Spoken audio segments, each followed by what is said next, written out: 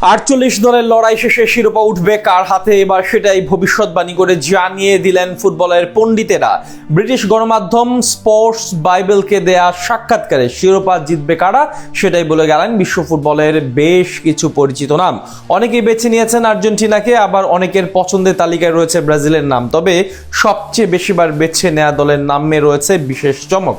Football পণ্ডিতদের হিসেবে এবারকার আসরে শিরোপা জিতবে কারা সেটা নিয়ে বিস্তারিত থাকছে প্রতিবেদনে। প্রথমবারের মতো 48 দল নিয়ে অনুষ্ঠিত হচ্ছে ফুটবল বিশ্বকাপ। এমনকি শুরুর দিনেই দেখা গেছে চরম নাটকীয়তা। তবে এরই মাঝে জন্ম দিয়েছে নতুন এক আলোচনার, কার হাতে উঠবে বিশ্বকাপের ট্রফি। সেই প্রশ্নের উত্তর খুঁজতে ব্রিটিশ গণমাধ্যম স্পোর্ট বাইবেল কথা বলেছে সাবেক ফুটবলার, কোচ, বিশ্লেষক, এমনকি ফর্মুলা 1 তারকা, বাস্কেটবল খেলোয়াড় ও জনপ্রিয় কন্টেন্ট নির্মাতাদের সঙ্গে। সবারই পছন্দের তালিকায় ঘুরে ফিরে এসেছে 4-5টি দলের নাম। তবে সবচেয়ে বেশি আস্থা জাগানিয়া দলের নামে দেখা গেছে বিশাল চমক। কেননা বেশিরভাগ দলই তাদের বাজির ঘোড়া হিসেবে বেছে নিয়েছে ফ্রান্স ও ইংল্যান্ডের মতো দলকে। বিশ্বকাপের আগে শক্তিমত্তার বিচারে স্পেন, ফ্রান্স, ব্রাজিল ও বর্তমান চ্যাম্পিয়ন আর্জেন্টিনাকে অন্যতম ফেভারিট ধরা হচ্ছে। অনেকে আবার তার সাথে জুড়ে দিয়েছে পর্তুগাল কিংবা ইংল্যান্ডের নামও। কিন্তু বড় টুর্নামেন্টের সৌন্দর্যই হলো এখানে কাগজে কলমের হিসেব সবসময় মাঠের খেলায় নাও মিলতে পারে। আর তাই তো 48টি দলই স্বপ্ন দেখছে 19 জুলাই নিউ জার্সিতে বিশ্বকাপ ট্রফি উঁচিয়ে ধরার। তবে বিভিন্ন অঙ্গনের তারকাদের ভবিষ্যৎবাণীতে সবচেয়ে বেশি সমর্থন পেয়েছে ইংল্যান্ড। 1966 সালের পর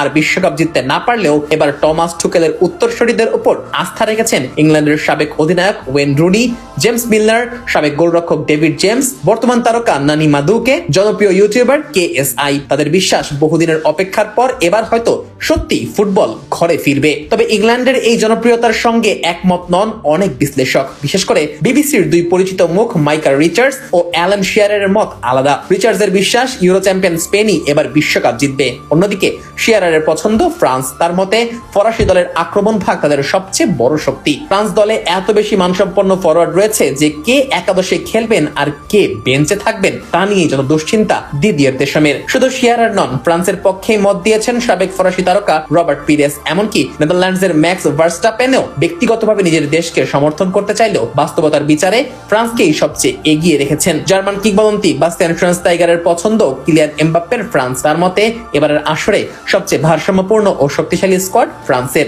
স্পেনও পিছিয়ে নেই। ইউরো জয়ের পর আত্মবিশ্বাসে উজ্জীবিত দলটিকে শিরোপার অন্যতম দাবিদার মনে করছেন অনেকেই। মাইকা রিচার্ডসের পাশাপাশি জনপ্রিয় কন্টেন্ট নির্মাতা অ্যাংরি গিনজের বিশ্বাস তরুণ তারকা লামিনে ইয়ামাল স্পেনকে বিশ্বকাপের মঞ্চেও সাফল্য এনে দিতে পারবেন। অন্যদিকে অবাক করার মতো বিষয় হলো বর্তমান বিশ্ব চ্যাম্পিয়ন আর্জেন্টিনার পক্ষে খুব বেশি সমর্থন দেখা যায়নি। স্পোর্ট বাইবেলের এই জরিপে কেবল NBA খেলোয়াড় জেলেন ওয়েলসি আর্জেন্টিনাকে শিরোপা ধরে রাখার পক্ষে মত দিয়েছেন। যদিও আন্তর্জাতিক ফুটবল বিশ্লেষকদের বড় একটি অংশ এখনো লিওনেল স্কালোনির দলকে অন্যতম ফেভারিট হিসেবে বিবেচনা করছেন। ব্রাজিলের উপরও আস্থা রেখেছেন দেশের কিংবদন্তি অধিনায়ক কাফু ও বর্তমান ফরওয়ার্ড গ্যাব্রিয়েল মার্টিনেলি। তাদের বিশ্বাস তরুণ ও প্রতিভাবান এই ব্রাজিল দলটি বিশ্বকাপে বড় কিছু করতে পারে। অন্যদিকে সাবেক বেলজিয়াম অধিনায়ক ইডেন হ্যাজার্ড নিজের দেশের পক্ষেই ভোট দিয়েছেন। তবে ইংল্যান্ডের সম্পর্কে মন্তব্য করতে গিয়ে তিনি রসিকতার সুরে বলেছেন তাদের বিশ্বকাপ জেতার কোনো সুযোগ নেই, সর্বোচ্চ কোয়ার্টার ফাইনাল পর্যন্ত যেতে পারে।